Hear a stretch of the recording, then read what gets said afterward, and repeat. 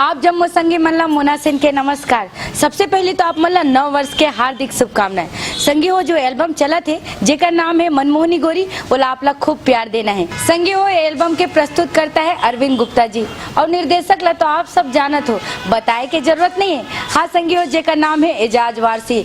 हालांकि ये कैसेट ला तो मोर शुभकामना है, आपके शुभकामना बहुत जरूरी है। जाए के बेर एक बार फिर नव वर्ष के हार्दिक शुभकामना।